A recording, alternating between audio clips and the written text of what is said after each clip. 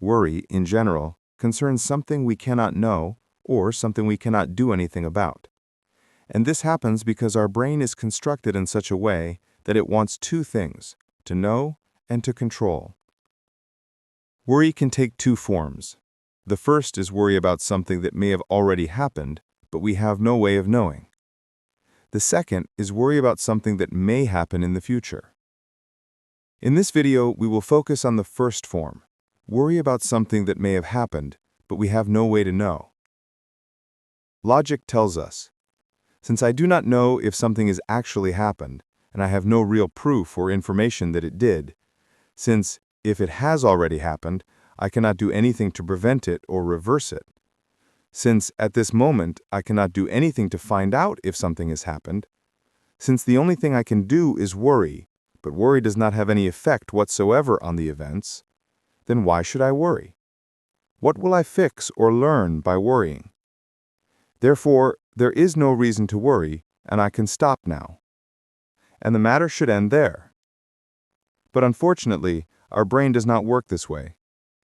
Worry is a process driven by the brain. It creates the illusion that I'm doing something about the situation. But in reality, I am not doing anything at all. I am only disturbing my psychological and physical state. What should I not do at the moment I am worrying? First, I do not try to convince myself with logical arguments to stop worrying. This would be useless, because the unconscious mind at that moment is much stronger than the conscious mind. Second, I do not blame myself for worrying. Worry is a completely spontaneous and human emotion that is not based on logic, but on the ancient human need for survival and protection of loved ones. Third, I do not try to force myself to be patient, to wait, or to do nothing. This will make things worse. An anxious brain, in a state of worry or even panic, gives immediate signals to the body to activate, to do something.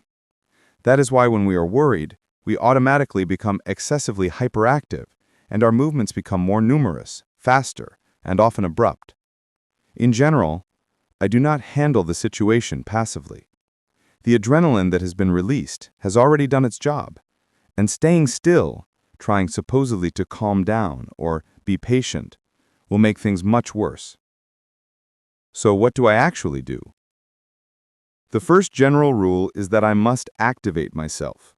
I need to give my brain a signal that I'm doing something in that moment about the situation, because the brain cannot tolerate doing nothing. Let us note here that the greatest fear of a human being is the fear of nothingness, of non-existence, of the void, and not of the unknown, as people commonly say. And this ultimate fear of non-existence is planted in our brain before we are even born, because survival, the continuation of existence, depends on it. Nature does not want us simply to exist. It wants us to want desperately to exist, and to fear desperately the possibility of not existing, so that we do everything possible to avoid it. Therefore, for whoever or whatever created us, our existence and its continuation must be something extremely important, and it doesn't matter why.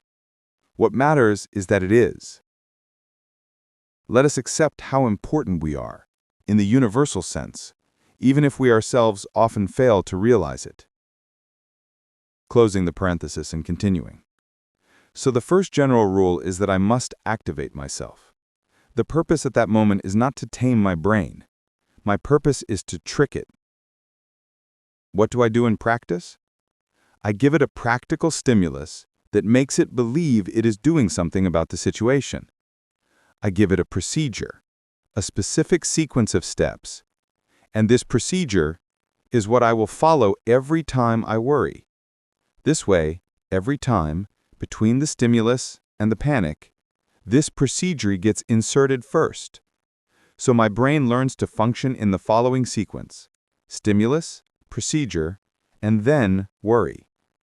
But with repetition, the brain is trained so that immediately after the stimulus, it goes automatically to the procedure and engages with it, and not automatically into worry, as it did before.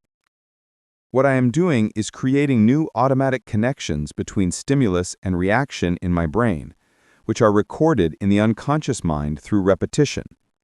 This way, when a stimulus appears, my first reaction is not worry, but going to the procedure.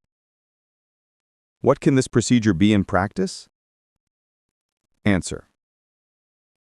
The procedure must be something practical, but the secret is that it must be related to the stimulus. Because if I give my brain something completely unrelated, it will reject it since it wants to remain attached to the stimulus and the feeling of worry it is used to experiencing. Below is an example of a procedure you can use. Based on this logic, you can later create your own procedures, one or more. Experiment until you find what works for you. Believe me, it is worth it. Phase 1. Stimulus. I call someone very close to me on the phone and they don't answer. A few minutes pass, but they don't call me back. I call again at a while. Still no answer. More time passes. They still haven't called. What might have happened? This is one of the most common scenarios that can lead to intense worry.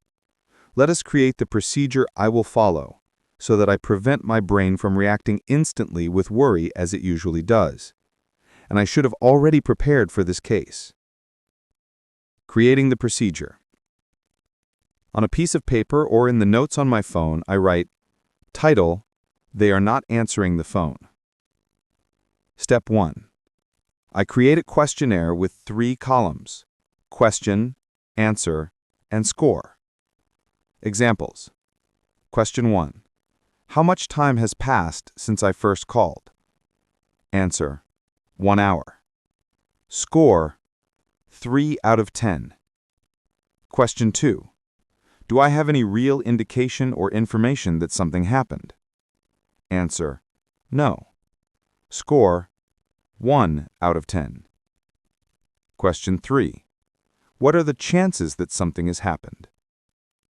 Question 4.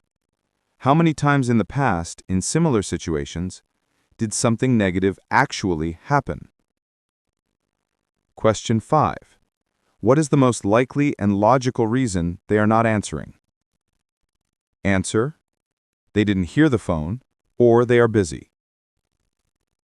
Based on this, I form the evaluation questions, calculate a total score, and determine whether there is any real reason to worry.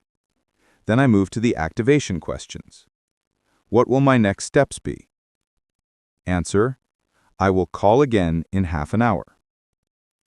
What will I do if they still don't answer then?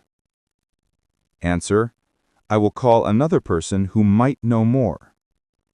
What will I do until then? Something physical. I will walk around the block 3 times, or do 30 push-ups, squats, stretching, or another exercise.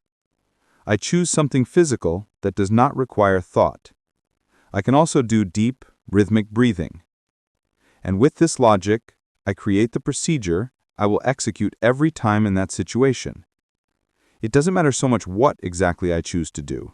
What matters is that I have recorded it and that I follow it every time in that situation. In this way, I insert the procedure between the stimulus and the worry, and I train the brain to expect the procedure, not the worry. I would be happy if you write in the comments whether this video helped you, whether it gave you ideas, and to tell me which procedure you found works best for your situation. I wish you peace.